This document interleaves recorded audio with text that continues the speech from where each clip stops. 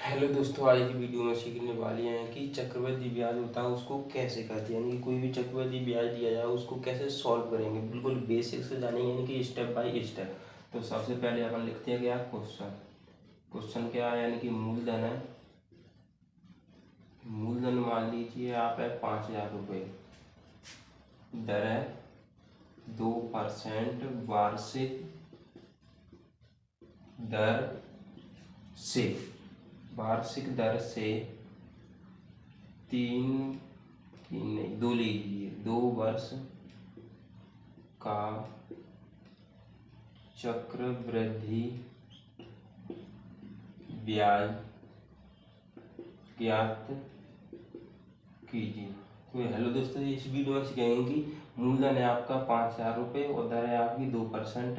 और वार्षिक दर से 2 वर्ष का क्या निकालना है, चक्रवृद्धि ब्याज निकालना है। तो जब भी चक्रवृद्धि ब्याज निकालना हो तो आपको क्या करना है, सबसे पहले आपको कोई फॉर्मूला लगाना है जो साधारण ब्याज बराबर होता है, यानी कि साधारण ब्याज बराबर मूलधन गुणा में दर गुणा में समय, और इसके बटे में कितना होता है 100।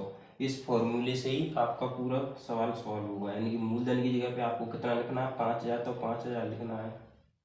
दर की जगह पर 2% है तो 2 लिखना है। लेकिन जो समय दिया है ना, आपका जो समय है उसको जब भी चक्रवृद्धि ब्याज निकालना है तो जो समय दिया है उसका कितना लिखना है, एक एक वर्ष से निकालना है। पहले वर्ष का है, फिर द्वितीय वर्ष का। तो 2 वर्ष है तो यहाँ पर 1 लेंगे, बटे में कितना है 100, यानी कि 100 लिखा तो 100। अगर 3 वर्ष का होता तो 3 बार निकालना पड़ेगा, 2 वर्ष का तो 2 बार निकालना पड़ेगा। अब इसको सॉल्व करो, 2 जीरो से 2 जीरो कैंसिल, यानी कि 2 का इसमें गुणा होगा तो 2 आएगा, और 2 का गुणा 50 में होगा तो कितना आएगा, यानी कि 100 आएगा। तो 100 रुपये आपका क्या साधारण ब्याज है। ये क्या हुआ आपका साधारण ब्याज। ये क्या हुआ आपका साधारण ब्याज हुआ, ये पहले वर्ष का साधारण ब्याज।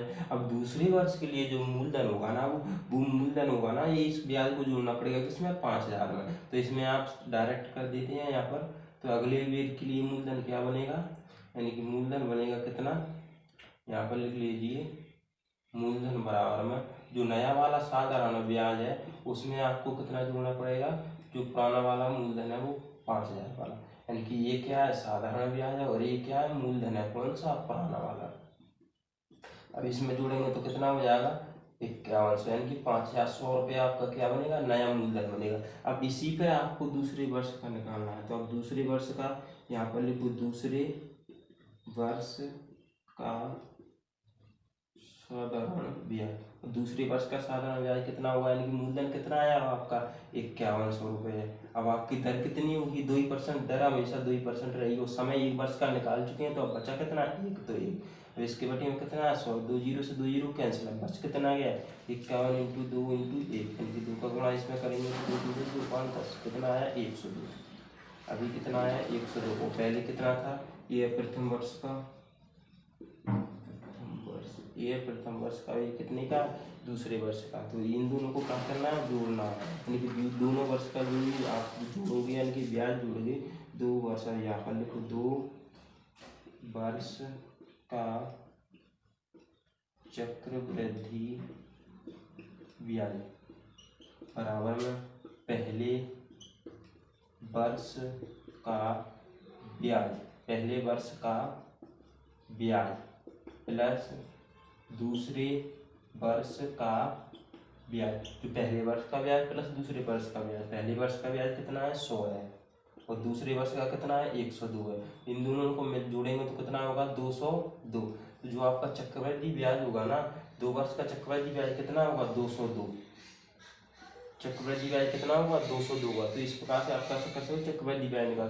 बिल्कुल बेसिक से है, स्टेप बाय स्टेप, यानी कि जो अगर आपको साधारण ब्याज निकालना आता है तो आप चक्रवृद्धि निकाल सकते हो। लेकिन एक बात का ध्यान रखना, जो भी समय दिया है, अगर आपका यहाँ पर 3 वर्ष होता तो इसको 3 बार निकालना पड़ता और आगे जोड़ते जाते। जैसे ये 100 आया था साधारण ब्याज, इसको पुराने वाले मूलधन में जोड़ेंगे तो अगला वाला मूलधन बनेगा दूसरे वर्ष के लिए। अब ये वाला आया था जैसे, तो इसी को किसमें जोड़ना पड़ेगा 51, यानी प्रथम वर्ष का जो मूलधन था उसमें ये ब्याज जोड़ना चाहिए जब तीसरे वर्ष का बनता। तो ऐसे ही लगातार आगे के लिए बढ़ते जाते हैं और जोड़ते जाते हैं। तो ये तीनों वर्ष, अब 2 वर्ष का निकालना तो दोनों वर्ष का आप साधारण ब्याज को जोड़ दीजिए।